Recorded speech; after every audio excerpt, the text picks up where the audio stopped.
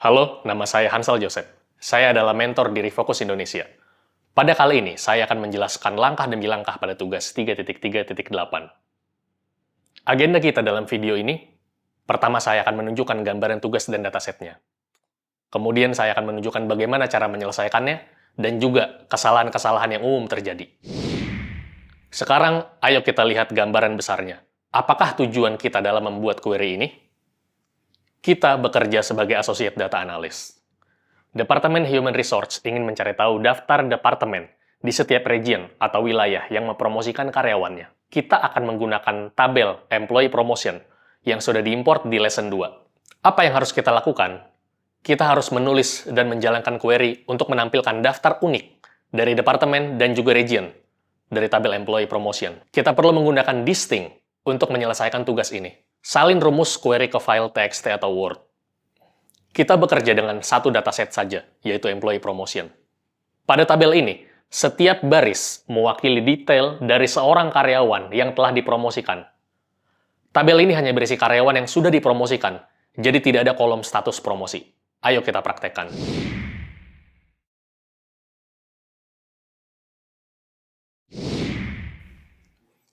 Kita masuk ke PostgreSQL kita. Jika dataset belum dipersiapkan, saya akan mendemonstrasikan cara membuat tabel ini dan mengimport datasetnya. Pertama, kita akan membuat query untuk membuat tabel. Pasti rumusnya adalah create table, lalu kita tulis nama tabelnya. Employee_promotion. Kemudian, kita buat daftar nama kolom-kolom pada tabel ini. Yang pertama adalah kolom employee_ID dan tipe datanya. Pada modul kita sepakati tipe datanya adalah numerik. Teman-teman bisa melihat tugas di modul 3.2.8. Kolom berikutnya adalah department dengan tipe data teks, koma. Kita harus memastikan setiap kolom diakhiri dengan tanda koma, kecuali kolom terakhir. Setelah department adalah kolom region, tipe datanya juga teks.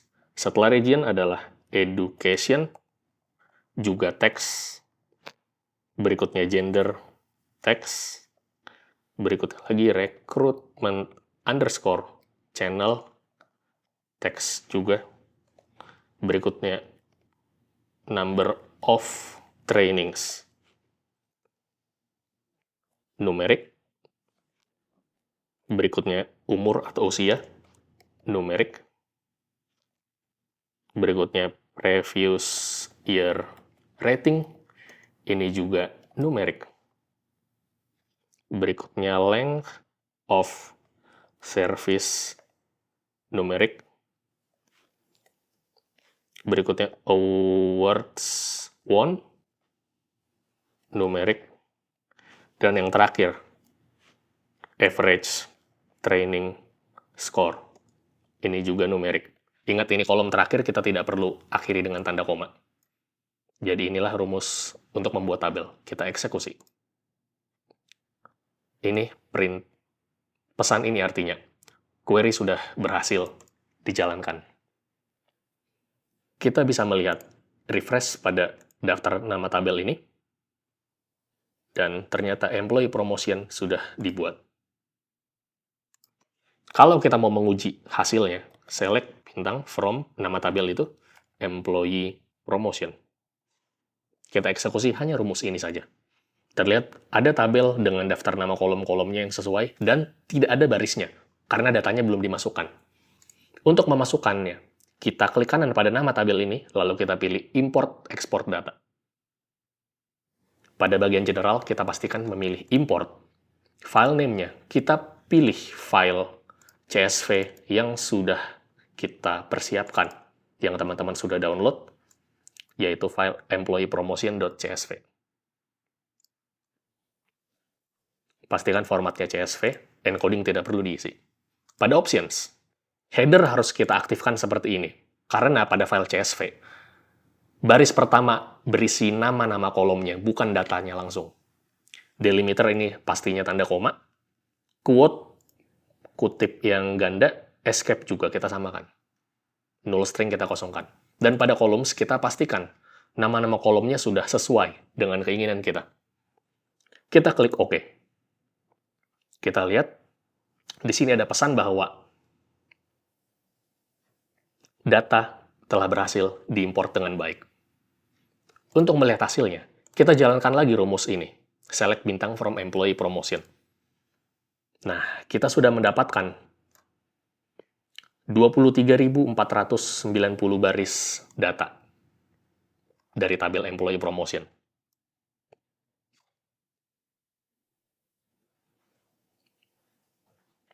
Sekarang kita masuk ke tugas 3.3.8. Pertama, kita coba tampilkan hanya departemen saja. Kita pasti menggunakan rumus ini, select distinct department from employee promotion. Pastikan dalam menyebut nama kolom maupun nama tabel, kita menyebut namanya sama persis dengan yang ada pada dataset. Jika tidak akan dikenali. Kita lihat, pada departemen, ada 9 departemen yang mempromosikan karyawannya.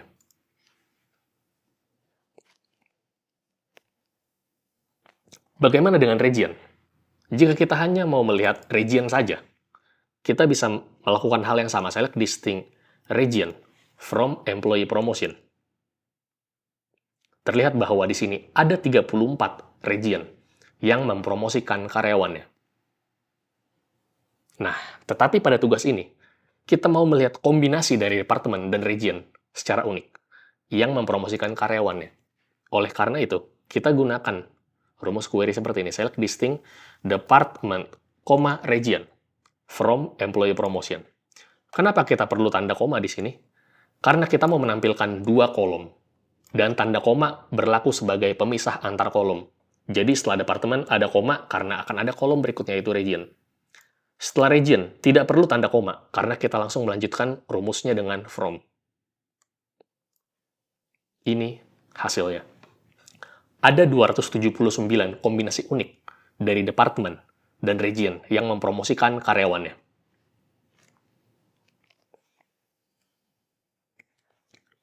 Query ini sebenarnya sudah memenuhi persyaratan yang diminta oleh HR untuk menampilkan kombinasi departemen dan region. Tetapi kita masih bisa membuatnya lebih mudah dibaca dengan menyortir. Teman-teman tentu ingat pada modul 2 kita belajar multi-level sorting. Kita bisa menyortir berdasarkan lebih dari satu kondisi. Pada SQL, kita menyortir dengan menggunakan order by. Misal, kita mau mengurutkan berdasarkan departemennya saja.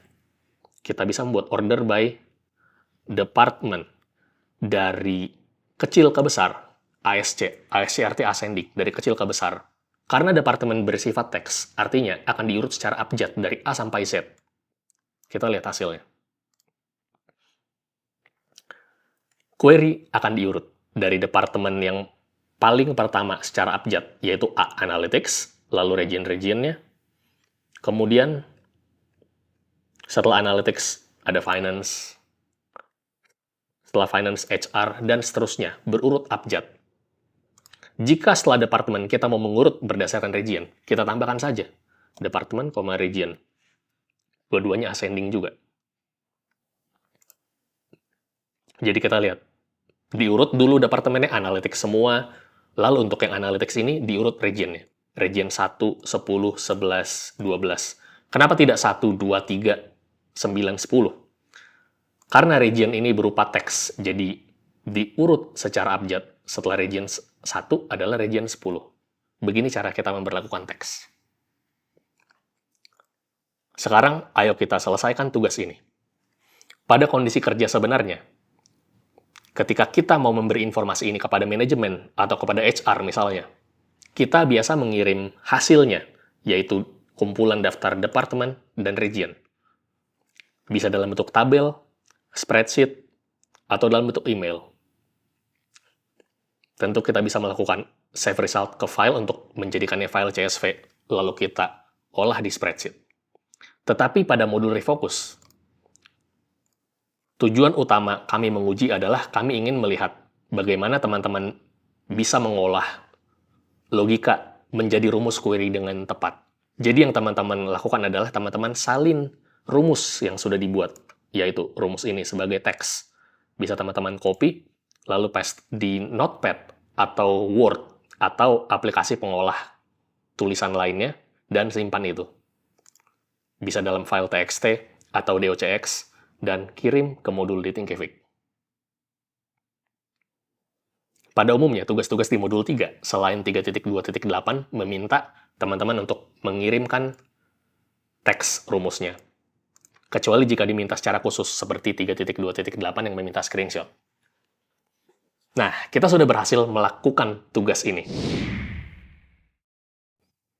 Kemudian saya ingin membahas beberapa kesalahan-kesalahan yang umum terjadi dalam menjalankan tugas ini. Pertama, kita hanya menampilkan satu kolom. Misal kita menampilkan departemen saja. Seperti ini. Seperti ini, departemen saja. Select distinct department from employee promotion. Makanya ada 9 kombinasi departemen. Padahal yang diminta adalah kombinasi departemen dan region. Kesalahan lain yang umum terjadi. Teman-teman membuat query terpisah. Select distinct department sendiri dan select distinct region sendiri. Dengan cara ini, kita memang melihat daftar nama departemen masing-masing yang dipromosikan, dan daftar nama region masing-masing dipromosikan. Tetapi bukan kombinasinya. Yang dibutuhkan adalah kombinasi yang dipromosikan. Kesalahan lain yang mungkin terjadi adalah kesalahan pengetikan. Misal, kita menulis departemen seperti ini, departemen. Kolom departemen pasti tidak dikenali. Kita lihat errornya. Kolom departemen does not exist. Kenapa bisa begitu? Karena pada daftar nama kolom, tulisan departemen yang benar adalah seperti ini. Jadi kita harus memastikan memanggil nama kolom ataupun nama tabel dengan tepat. Jadi, kita telah mencoba menampilkan kombinasi departemen dan juga region secara tepat. Semoga ini membantu untuk memahami query dasar, untuk menampilkan kolom dan menggunakan rumus distinct. Semoga berhasil, dan terima kasih telah menonton video ini.